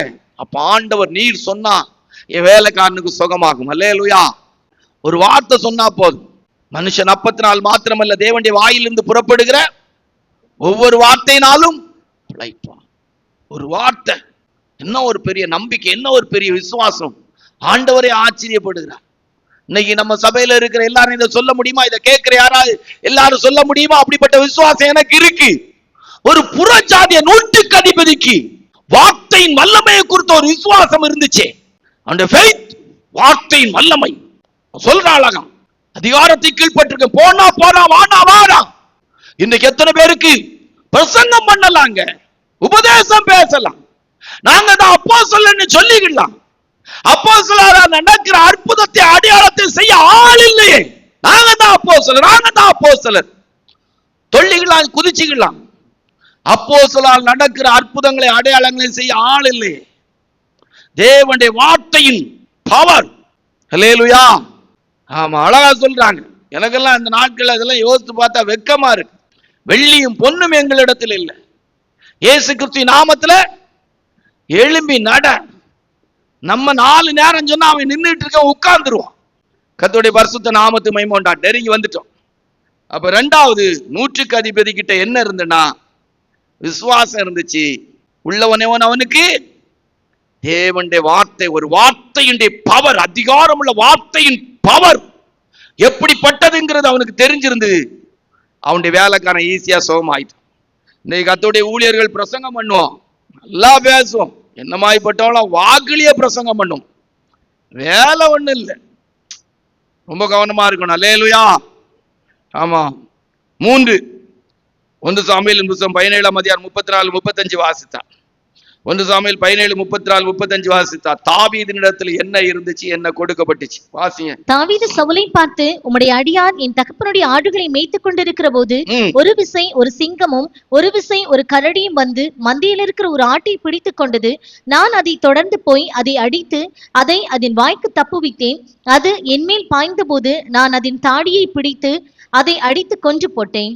அந்த 1 சாமுவேல் 17:28 வாசிங்க. 1 சாமுவேல் 17:28 வாசிங்க. அந்த மனுஷனோட அவன் பேசிக் கொண்டிருக்கிறதை அவன் மூத்த சகோதரனாகிய எலியாப் கேட்டபோது அவன் தாவீதின் மேல் கோபம் கொண்டு, நீ இங்கே வந்தது என்ன? வனாந்திரத்தில் உள்ள அந்த கொஞ்ச ஆடுகளை நீ யார் வசத்தில் விட்டாய்? அவன் தமையன் வந்து கேட்கிறான், சொல்றான், டேய் கொஞ்சம் ஆட்டை எங்கடா விட்டு இங்க வந்து நிக்கிறான்னு சொல்லி அவங்கள விசாரிக்க அவங்க அப்பா அனுப்பி இருக்கிறார். கொஞ்சம் ஆடு, வனாந்திரத்தில் இருந்த கொஞ்சம் ஆட்டை உண்மையா மேய்ச்சான். உண்மையா அதை பாதுகாக்க நீ நினைச்சான். உண்மையா அதுக்காக போராடணும். ஒரு ஆடு போயிட்டு சிங்கம் எடுத்துட்டு போயிருக்கு. சரி, சிங்கம் கொண்டு போயிட்டு விட்டுட்டு போக விரும்பலைங்க. தொடர்ந்து போய் சிங்கத்தை அடிச்சு சிங்கத்தின் வாய்க்கு ஆட்டை தப்பு வித்தாராம். எவ்வளவு பெரிய விஷயம் பாருங்க. ஒரு விசை சிங்கமும் ஒரு விசை கரடியும்னு எழுதியிருக்கு. ஒரு விசை கரடியும், ரெண்டு துஷ்ட மிருகங்களோடு போராடிக்கா. கொஞ்சம் ஆடு தான் ஜீவனே போனாலும் பரவாயில்லை. தாவீதுட்ட என்ன மாதிரி ஒரு போராடுற குணம் இருந்திருக்குன்னு பாருங்க. எவ்வளவு அழகா போராடி இருக்காரு. அதுதான் அந்த கோலியாத்தையும் கூட மேற்கொள்ள வைக்கிறது. வேதம் சொல்லுது, சங்கீதங்களின் புஸ்தகம் 78, 70, 71 வாசித்தா, 78, 70, 71 வாசித்தா, தொழுவங்களின் நடுவுகளில் இருந்து வாசிங்க. தம்முடைய தாசனாகி தாவீதை தெரிந்து கொண்டு ஆட்டு தொழுவங்களிலிருந்து அவனை எடுத்தார். கொஞ்சம் ஆடு, அந்த ஆடுகளை மேய்க்கிறதுல உண்மையா இருந்தார். கொஞ்சத்தில் உண்மையா இருந்தால் உன்னை அநேகத்துக்கு அதிகாரியாய் மாற்றுவேன். கொஞ்சத்துல உண்மையா இருந்தார். அந்த ஆடுகளை பாதுகாக்கணும். அந்த ஆடுகள் துஷ்ட மிருகங்களுக்கு தப்பு வைக்கப்படணும். தொழுவங்கள்ல இருந்திருக்கிறார். ஆடு இருக்கிற இடத்துல இரவும் பகலும் பாதுகாப்பா இருந்திருக்கிறார். அதுல வாசிங்க, அடுத்த வசனங்களை வாசிங்க, அழகா சொல்லியிருக்கான். கரவலாடுகளின் பின்னாக தெரிந்த அவனை தம்முடைய ஜனமாகி யாக்கோபையும் தம்முடைய சுதந்திரமாகி இஸ்ரவேலை மேய்ப்பதற்காக அழைத்து முழு வேத புத்தகத்துல 40 வருஷம் ஜனத்தை நல்ல ஆட்சி செய்த ஒரே ராஜா அவர் மட்டும்தான். அல்லேலூயா. சவுலும் தள்ளப்பட்ட ஒரு நிலவரம், சாலமோனின் ராஜபாரத்தின் முடிவு, சத்துருக்களின் அனுபவம், ஜனங்கள் திருப்தி இல்லாதவங்களாய் மாற்றப்பட ரெகோபெயாமுடைய காலம் வரும்போது கோத்திரம் பிரிக்கப்படுகிறது. ஆனால் தாவீதின் ராஜாவின் நாட்கள் மட்டும்தான் நன்மையும் செம்மையுமாய் காணப்பட்டது. அல்லேலூயா. தலைவனாய் ராஜாவாய் கர்த்தர் மாற்றினார். கொஞ்சம் ஆடு நம்முடைய லைஃப்ல கொஞ்சம் சின்ன சின்ன விஷயத்துல உண்மையா இருங்க. ஆவிக்குரிய சின்ன சின்ன காரியத்துல உண்மையா இருங்க. அழிந்து போற பொருட்கள்ல உண்மையா இல்லாட்டா அழியாத நித்திய ராஜ்யத்துக்குரிய காரியத்தை எப்படி தர முடியும்னு எழுதப்பட்டிருக்கிறது. உள்ளவனவன் அவனுக்கு கொடுக்கப்படும். தாவீது ராஜாவுக்குள்ளே சின்ன வயசுல இருந்தே உண்மையா இருந்தாங்க. கொஞ்சம் ஆட்டை மேய்க்கிறதுல உண்மையா இருந்தாங்க, பாதுகாக்கணும் உண்மையா இருந்தாங்க. 4, யாரிடத்துல என்ன காணப்பட்டுச்சு, எப்படி ஆசீர்வதிக்கு என்ன கொடுக்கப்பட்டுச்சு. ஆதியாகமம் 37ஆம் அதிகாரம் 13வது வசனத்தை வாசித்தா. ஆதியாகமம் 37, 13 வாசித்தா. வாசிங்க. அப்பொழுது இஸ்ரவேல் யோசேப்பை நோக்கி, உன் சகோதரர் சீகேமிலே ஆடுகளை மேய்க்கிறார்கள் அல்லவா, உன்னை அவர்களிடத்துக்கு அனுப்ப போகிறேன், வா என்றான். அவன் இதோ போகிறேன் என்றான். போகிறேன், சீகேமுக்கு தன்னுடைய சகோதரருக்கு சாப்பாடு கொடுக்கிறதுக்கு போகிறேன், நீ நலவு விசாரிச்சுட்டு வாங்குறான். சீகேமுக்கு வந்த போது அங்க இல்ல. 37:15 வாஸ்தா அங்க இல்ல. 37:17 வாஸ்தா கண்டுபிடிக்கிறான். தோத்தானுக்கு போகிற வழியிலே. 37:15 வாசிங்க. அப்பொழுது ஒரு மனிதன் அவன் வெளியிலே வழி தப்பி திரிகிறதை கண்டு, என்ன வழி தப்பிட்டான், சீகேமுக்கு வந்தான், தன்னுடைய சகோதரர் காரண வீட்டுக்கு போயிருக்கலாம், போகல. எப்படியாவது அண்ணமார கண்டுபிடிச்சு சாப்பாடு கொடுக்கணும். அண்ணமாடைய நலம் விசாரிச்சு அப்பாவுக்கு சொல்லணும். அப்பா சொல்லி விட்டு இருக்கிறார், அவங்க எப்படி இருக்கிறாங்கன்னு விசாரித்து வந்து சொல்லு. யோசேப்புக்குள்ள இருந்த அனுபவம் என்ன, சில வசனத்தை எடுக்கும் போது உங்களுக்கு புரியும். யோசேப்புக்குள்ள இருந்த அனுபவம் என்ன, உத்தரவாதம், பொறுப்பு, தனக்கு கொடுக்கப்பட்ட வேலையை உண்மையா செய்து முடிக்கணும். சீகேமுக்கு வந்து அங்க அண்ணமார் இல்ல, வீட்டுக்கு திரும்பி போயிருக்கலாம். சின்ன பையன், வழி தெரியாத பையன், வழி தப்பி திரிஞ்சான். அவன் வழி தப்பி திரிஞ்சுக்கிட்டு இருக்கும் போது ஒரு மனுஷன் கேட்கிறான், ஏன் என்ன ஆச்சு? அது இப்படி எங்க அண்ணமாரெல்லாம் ஆடு மேய்ச்சிட்டு இருந்தாங்க. அந்த மனுஷன் சொல்றான், அவங்க பேசிக்கிட்டு இருந்ததை நான் அறிஞ்சேன், தோத்தானுக்கு போவோம். தோத்தானுக்கு கொண்டு போய் சாப்பாடு கொடுத்தான். அல்லேலூயா.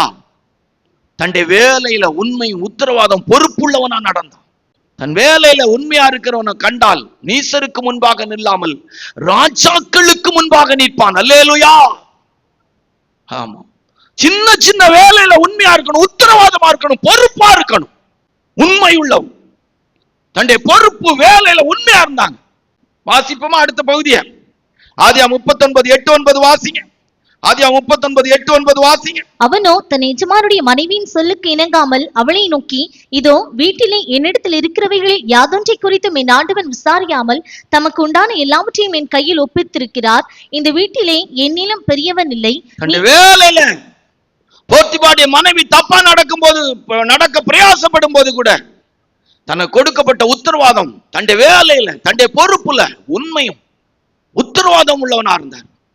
நிறைய பேசலாம். ஆதியாகமம் 39ஆம் அதிகாரத்துல 39ஆம் அதிகாரம் 22-23 வாசித்தான். அவனுடைய உத்தரவாதம், அவனுடைய பொறுப்புணர்வை பார்த்து சிறைச்சாலை அதிகாரி கைதிகள் அவன் கையில ஒப்பு கொடுக்கிற. வாசிங்க. சிறைச்சாலை தலைவன் சிறைச்சாலையில் வைக்கப்பட்ட யாவரையும் யோசேப்பின் கையிலே ஒப்பித்தான். சிறைச்சாலையில் உள்ள யாவரையும் அவன் கையில ஒப்புவித்தான். ஏன்னா அவன் சின்சியர், ரொம்ப சின்சியரா வேலை செய்தான். தன் வேலையில கடமையில ரொம்ப சின்சியரா இருந்தான். அதுல எந்த பிசுறும் வரல. நம்ம ஆட்கள்கிட்ட ஒரு பொருள், ஒரு சமையல் பண்ணுங்கன்னா போதும், வாரது போல ஒரு முட்டையை பொறிங்கன்னா போதும், ஒரு வெங்காயத்தை 4 வெட்டி போட்டு முட்டையை பொறிச்சு கொடுத்துருவாங்க. ஏன்னா அடுத்த தடவை முட்டை கேட்க மாட்டாங்க. ஏதாவது ஒரு டிஃபன் செய்யுங்கன்னு சொல்லிட்டா போதும், ஒரே டிஃபன் உப்புமா போ, ஒரு சாம்பார் வைங்கன்னா போதும், ஒரு வாரத்துக்கு சாம்பாரை வச்சு ஃப்ரிட்ஜில் வச்சிருது. போ தின்னு, ஒரு வாரமா சாம்பார். தெரியாம ஒரு புட்டை வச்சு தாங்கன்னு கேட்டா போதும், தீந்து. அப்பா என்னைக்கோ ஒரு நாள் ஒரு கீரை கூட்டு வைக்க கூடாதுன்னா போச்சு, முடிஞ்சு கீரை. பிரமண்டலங்களில் இருக்கிற எங்கள் பிதாவேன்னு தான் கூப்பிடணும். நான் ஊழியம் செய்த ஒரு ஸ்தாபனத்துல எல்லாம் வசம் இல்லாம என்னைக்காவது ஒரு நாள் ஏதாவது ஒரு பொருளை கொஞ்சம் ருசியா சாப்பிட்டுட்டோம், பிரதருக்கு பிடிச்சிருக்குன்னு தெரிஞ்சா போதும், அந்த சபையை விட்டு டிரான்ஸ்பர் ஆகும் வரைக்கும் அவன் அதே தான் தின்னணும். சிறுபத்தம் பயிர் போட்ட சாம்பார் கொஞ்சம் பிடிச்சி கொஞ்சம் போல கூடுதலா எடுத்துட்டோம்னா போதும், ஸ்தாபனத்தை விட்டு டிரான்ஸ்பர் ஆகும் வரைக்கும் சிறுபத்தம் பயிர் தான். அடுத்த சபைக்கு போனாலும் அங்கேயும் சொல்லிடுவாங்க, பிரதருக்கு சிறுபத்தம் பயிர் சாம்பார் நல்லா பிடிக்கும். 1க்கு 2 புல்ச தின்னான்னா அவன் சாகு வரைக்கும் புல்ச தின்னே சாக வேண்டியதான். ஒரு நாள் ரசம் வச்சு கொஞ்சம் சாப்பிட்டா போதும் நம்ம ஆட்கள், தீந்து அதுக்கு பிற்பாடு அவன் ரசத்தையே தின்னு சாக வேண்டியதுதான். மண்டலங்களில் இருக்கிற எங்கள் பிதாவே, சின்சியரா ஒரு வேலையை செய்தா, ஒரு சமையல் பண்ணா, தன்னுடைய கடமைகளை சின்சியரா செய்யுங்க. அல்லேலூயா. ஒரு பாத்திரம் தேய்ச்சா சின்சியரா செய்யுங்க. சின்ன சின்ன வேலைகள்ல உண்மையா இருங்க, சின்சியரா செய்யுங்க. அல்லேலூயா. ஆமா, கர்த்தருடைய பரிசுத்த நாமத்துக்கு மகிமை உண்டாகட்டும். அப்போ யோசேப்பு ரொம்ப பொறுப்புள்ள மனுஷன். கிடைச்ச ஆசீர்வாதம் என்ன, அதை சொல்லணுமே, அப்பதானே நல்லா இருக்கும். ஆதியாகமம் 41ஆம் அதிகாரம் 40-41 வாசிட்டான். ஆதியாகமம் 41-40-41 வாசிங்க. நீ என் அரமனைக்கு அதிகாரியா இருப்பாய், உன் வாக்கின்படியே என் ஜனங்கள் எல்லாரும் அடங்கி நடக்க கடவர்கள். போதும், அடுத்த வசனத்தை வாசிங்க. 41. நீ என் அரண்மனைக்கு அதிகாரியா இருப்பாய். வாசியா. எகிப்து தேசம் முழுமைக்கும் உன்னை அதிகாரியாக்கினேன். எகிப்து தேசம் முழுமைக்கும் உன்னை அதிகாரியாய் மாற்றினேன். வேலையில கொடுக்கப்பட்ட பொறுப்புல உண்மையா இருக்கும். சின்ன சின்ன வேலையானாலும் சரி. ஒரு மனுஷன் இடையில ஒரு நல்ல கருத்து சொன்னார். நீ 1000 ரூபாய் சம்பளம் வாங்கினா 800 ரூபாய்க்கு வேலை செய்யாத. 800 ரூபாய்க்கு வேலை செய்துட்டு 1000 ரூபாய் சம்பளம் வாங்கினா நீ அதுல 200 ரூபாய் என்ன செய்யிருக்கா, தீமையா சம்பாதிச்சிருக்கா. 1000 ரூபாய்க்கு வேலை, உன்னை 1000 ரூபாய் சம்பளம் தாராங்கன்னா அந்த 1000 ரூபாய்க்கு நீ உண்மையா வேலை செய்திருக்கணும்னு சொன்னாங்க. அல்லேலூயா. 1050 ரூபாய்க்கு செய்தாலும் பரவாயில்ல, 100 ரூபாய்க்கு செய்தாலும் பரவாயில்ல, 900 ரூபாய்க்கு 800 ரூபாய்க்கு வேலை செய்துட்டு உன் மனசாட்சிக்கு தெரிகிற விதத்துல 900 ரூபாய்க்கு 800 ரூபாய்க்கு வேலை செய்து 700 ரூபாய்க்கு வேலை செய்து 500 ரூபாய்க்கு வேலை செய்து 1000 ரூபாய் வாங்கிட்டு வராத. அல்லேலூயா. அதனுடைய அர்த்தம் என்ன? வாங்குற சம்பளத்துக்கு, நமக்கு கிடைக்கிற சம்பளத்துக்கு உண்மையா வேலை செய்யணும். அல்லேலூயா. உள்ளவனவன் அவனுக்கு கொடுக்கப்படும். நெருங்கி வந்துட்டோம். ரைட்டா? 1:30 மணிக்கு இன்னும் 40 நிமிஷம் தான். 5 யாருக்கு என்ன இருந்து என்ன கொடுக்கப்பட்டுச்சு ஜெபம் பண்ணுங்க. நல்லா நியாயாதிபதிகளின் புஸ்தகம் 6ஆம் அதிகாரம் 11, 12, 16 வாசித்தான். நியாயாதிபதிகளின் புஸ்தகம் 6ஆம் அதிகாரம் 11, 12, 16 வாசிங்க. அதற்கு பின்பு கர்த்தருடைய தூதனானவர் வந்து அபிஷேரியனான யோவாசின் ஊராகிய ஒப்ராவில் இருக்கும் ஒரு கர்வாலி மரத்தின் கீழ் உட்கார்ந்தார். அப்பொழுது அவனுடைய குமாரன் கிதியோன் கோதுமையை மீதியானியரின் கைக்கு தப்புவிக்கிறதுக்காக ஆலைக்கு சமீபமாய் அதை போரடித்தான். கர்த்தருடைய தூதனானவர் அவனுக்கு தரிசனமாகி, பராக்கிரமசாலியே, கர்த்தர் உன்னோடே இருக்கிறார் என்றார். 16வது வசனத்தை வாசிங்க. அதற்கு கர்த்தர், நான் உன்னோடே கூட இருப்பேன், ஒரே மனுஷனை முறியடிப்பது போல நீ மீதியானியரை முறியடிப்பாய் என்றார். மீதியானியுடைய வல்லமைக்கு கோதுமையை தப்புவிக்கிறது, தன்னுடைய விளைச்சல்களை அழிக்கிற வல்லமைக்கு விரோதமா போராடிச்சான். எல்லாரும் பயந்துட்டு இருந்தாங்க. ஆனா அவன் துணிஞ்சு போராடித்தான். சத்தியத்துக்காக போராடுகிற அனுபவம். கர்த்தரின் பட்டயம், கிதியோனின் பட்டயம், வெறும் 300 பேரை கொண்டு ஒரு மீதியானருக்குள்ள ஒரு பெரிய சங்காரத்தை கர்த்தர் உண்டாக்கினார். அல்லேலூயா. என்னை போன்றவன் ஓடி போவானோ? ஆமா, எவ்வளவு போராட்டங்கள், எவ்வளவு சோதனைகள், எவ்வளவு பிரச்சனைகள் வந்தாலும் சத்தியத்தை விட்டு விலக கூடாது. பராக்கிரமசாலியே, கர்த்தர் உன்னோடு கூட போராடணும். சத்தியத்துக்காக, கோதுமையை பாதுகாக்கிறதுக்காக போராடித்தான்.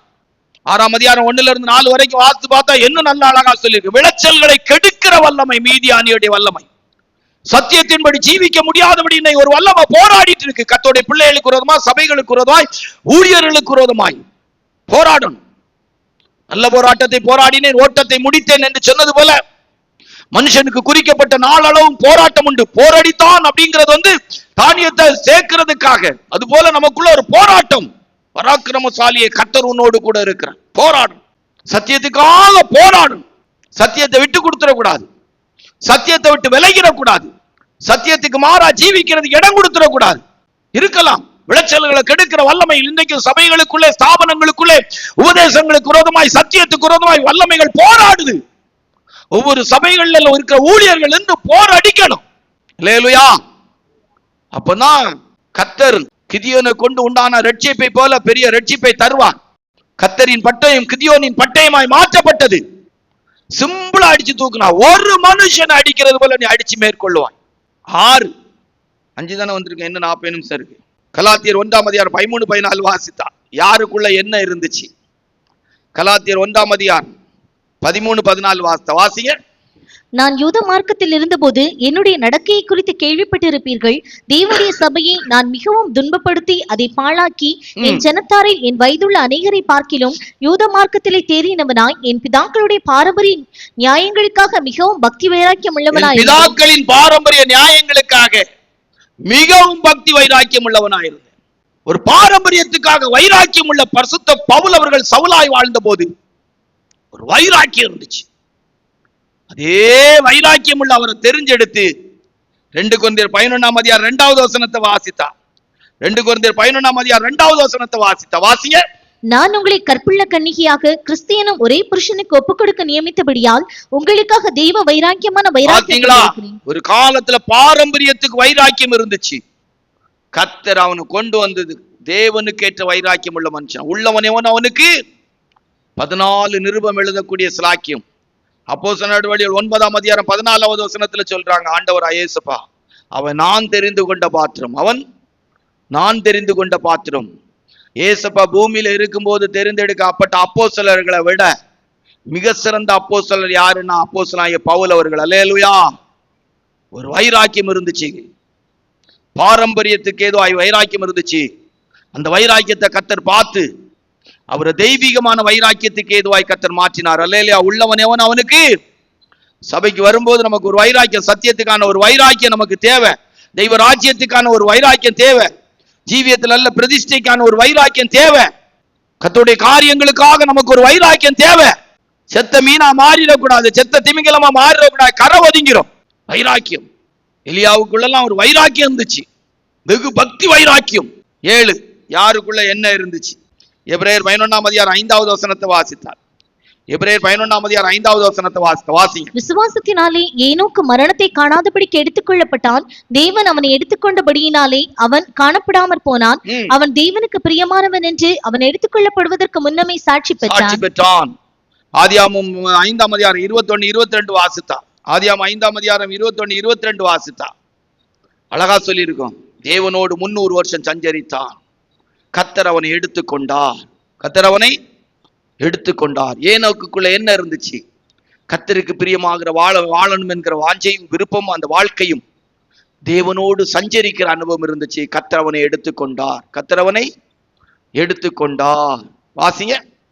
5:21-22 வாசிங்க. ஏனோக்கு 65 வயதான போது மெத்தூசலாவை பெற்றான். ஏனோக்கு மெத்தூசலாவை பெற்ற பின் 300 வருஷம் தேவனோடு சஞ்சரித்துக் கொண்டிருந்தான். தேவனோடு சஞ்சரித்துக் கொண்டிருந்தான். எத்தனை நாள் நம்ம சஞ்சரிக்கிறோம், எத்தனை மணி நேரம் சஞ்சரிக்கிறோம், எத்தனை வருஷம் ரட்சிக்கப்பட்டாச்சு, இத்தனை வருஷம் ஆண்டவரோடு சஞ்சரிக்கிறோம் நம்மளால சொல்ல முடியுமா? ஏனோக்குள்ள இருந்தது கர்த்தருக்கு பிரியமாய் வாழ வேண்டும், அவரோடு சஞ்சரிக்க வேண்டும். கர்த்தர் அவனை எடுத்துக்கொண்டார். கர்த்தர் அவனை எடுத்துக்கொண்டார். உள்ளவன் அவனுக்கு. பூமியில வாழும் போதே ஆண்டவர் நம்மளை குறித்து சாட்சி கொடுக்கணும். எனக்கு பிரியமான மகள், எனக்கு பிரியமான மகள்.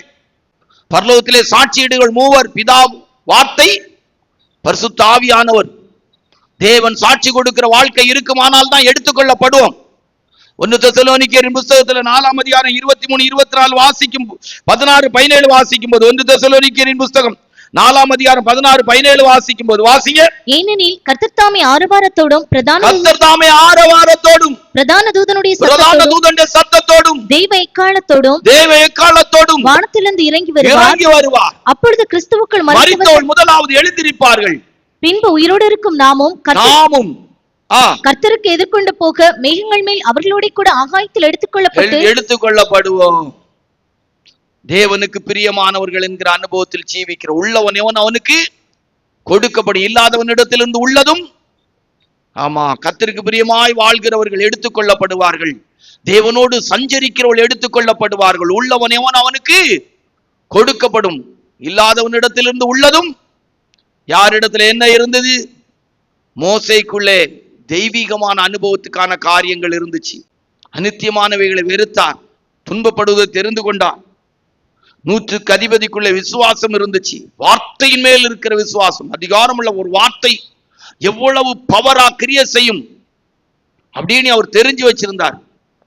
ஒரு அதிகாரத்தில் இருக்கிறவங்களோட வார்த்தை எப்படி இருக்கும், அந்த வார்த்தைக்கு எவ்வளவு வல்லமை இருக்குன்னு தெரிஞ்சு வச்சிருந்தாரு. அப்படி இருக்கும்போது ஆண்டவர் ஒரு வார்த்தை சொன்னா, ஏசப்பா ஒரு வார்த்தை சொன்னா, அந்த வார்த்தை எவ்வளவு சுகமாக்கும் என்பது அவன் தெரிஞ்சிருந்தான். வார்த்தையின் வல்லமை அவனுக்குள்ள தெரிந்து அந்த விசுவாசம் அவனுக்குள்ள இருந்துச்சு. தாவீதுக்குள்ளே என்ன இருந்துச்சு? தன்னுடைய ஜீவியத்திலே உத்தரவாதமாய் அந்த கொஞ்சம் ஆடுகளை மேய்க்கிறதும் பாதுகாக்கிறதும் தொழுவங்களிலே தங்கி அந்த ஆடுகளை காத்துக்கொள்ள வேண்டும் என்கிற எண்ணம், அதற்கான பிரயாசம், அதற்காய் போராடுகிற அனுபவம் இருந்துச்சு. யோசேப்புக்குள்ள என்ன இருந்துச்சு? கொடுக்கப்பட்ட உத்தரவாதத்துல குறை வந்துடவே கூடாது. தன்னுடைய பொறுப்பை, கடமையை மிக நேர்த்தியாய் செய்தார். வேதத்துல வாசிக்கும் போது கிதியோன் போரடிக்கிறவனாய் காணப்பட்டான். கோதுமையை பாதுகாக்கிற, தானியங்களை பாதுகாக்கிற விஷயத்துல, தானியம் கோதுமை இதெல்லாம் நமக்கு சத்தியத்துக்கு எடுத்துக்கொள்ளலாம். பாதுகாக்கிற விஷயத்திலே 6 அப்போஸ்தலனாகிய பவுல் அவர்களுக்குள்ளே வைராக்கியம், பாரம்பரிய வைராக்கியம் இருந்தது. அது ஒரு தெய்வீகமான வைராக்கியம் உள்ளவளாய் 14 நிருபங்களை எழுதுவதற்கும் தேவன் தெரிந்து கொண்ட பாத்திரமாய் அவரை மாற்றுவதற்கு காரணமாய் காணப்பட்டது. 7 ஏனோக்கு கர்த்தருக்கு பிரியமாய் வாழ்கிறதிலும் தேவனோடு சஞ்சரிக்கிற அனுபவத்தில் இருந்தார். அவருக்குள்ள இருந்த அந்த விஷயம் கர்த்தர் அவரை எடுத்துக்கொள்வதற்கு காரணமாய் காணப்பட்டது. உள்ளவனவன் அவனுக்கு கொடுக்கப்படும், இல்லாதவனிடத்திலிருந்து உள்ளதும் எடுத்துக்கொள்ளப்படும். பரலோகத்துக்கு போறதுக்கு எல்லாவற்றுக்கும் மேலாய் ஆண்டவராய் இயேசுவின் இரத்தம், அவருடைய சத்திய வசனம் நம்மிடத்தில் இருக்கணும். அல்லேலூயா. மகா பரிசுத்த தலத்துக்குள் அவருடைய இரத்தத்தினால் போகிறோம். இவையெல்லாம் நம்முடைய ஜீவியத்தில் நம்மை சரிப்படுத்துவதற்கு, வாழ்வதற்கேற்ற விதத்தில் நாம் எடுத்துக்கொள்ளலாம். எபிரேயர்கள் நிருபம் 10ஆம் அதிகாரம் 20வது வசனத்தின்படியாக 19-20 சரியா வாசித்து பார்த்தால், அப்படி விலையேற பெற்ற இரத்தத்தினால் மகா பரிசுத்த ஸ்தலத்துக்குள் போகும்படியான சிலாக்கியம் இருக்கிறது. அந்த ஆவியினாலே மகிமையின் மேல் மகிமை அடைந்து மறுரூபமாக்கப்படுகிறோம் என்று எழுதப்பட்டிருக்கிறது. ஆவியானவர் நம்மை ஆயத்தப்படுத்துகிறார். இந்த நாட்களில் ஆண்டவருடைய இரத்தத்தின் வல்லமை சத்தியத்தை கைக்கொண்டு ஒரு நீதி உள்ள ஜாதியாய், அழிவுள்ள வித்தினால் அல்ல அழியாத வித்தினால் ஜெனிப்பிக்கப்பட்ட ஆண்டவருடைய இரத்தத்தின் வல்லமை, அவருடைய வசனத்தின் வல்லமை, பரிசுத்தாவியானுடைய வல்லமை நமக்குள்ளே அதிகமாய் கிரிய செய்யப்பட வேண்டும். அந்த ஆவியினால் மகிமையின் மேல் மகிமை அடைந்து மறுரூபமாக்கப்படும். கண்களை மூடுவோமா, முழங்கால்களை முடக்குவோமா? கர்த்தருடைய சமூகத்தில் ஆண்டவர் உள்ளவன் இவன் அவனுக்கு கொடுக்கப்படும். நமக்குள்ளே ஆண்டவருடைய இரத்தத்தின் வல்லமை, அவருடைய வசனத்தின் வசனம், அழிவுள்ள வித்தினால் அல்ல அழியாத வித்தினால் ஜெனிப்பிக்கப்பட்டீர்கள். பரிசுத்த ஆவியானுடைய அபிஷேகத்தினால் மகிமையின் மேல் மகிமை அடைந்து மறுரூபமாக்கப்படுகிறோம். உள்ளவன் இவன் அவனுக்கு கொடுக்கப்படும். கர்த்தருடைய இரத்தத்தின் வல்லமை உடையவர்களாக, வேத வசனத்தினுடைய வல்லமை, இந்த தியானித்த வேத பகுதிகள் எல்லாம் தேவனுடைய வார்த்தையின் வல்லமையாய் நமக்குள்ளே மாறட்டும். இந்த சத்திய தியானங்கள் எல்லாம் நம்முடைய வாழ்க்கையில வேத வசனத்தினால் உண்டாகிற வல்லமை உடையவர்களாய் நம்மளை ஜெனிப்பிக்கட்டும். பரிசுத்த ஆவியானுடைய அபிஷேகத்தினால் மகிமையின் மேல் மகிமை அடைவோம், மறுரூபமாக்கப்படும். உள்ளவன் எவன் அவனுக்கு கொடுக்கப்படும், இல்லாதவனிடத்திலிருந்து உள்ளதும் எடுத்துக்கொள்ளப்படும். நம்மிடத்திலிருந்து எதையும் கர்த்தர் எடுத்து விடக்கூடாது.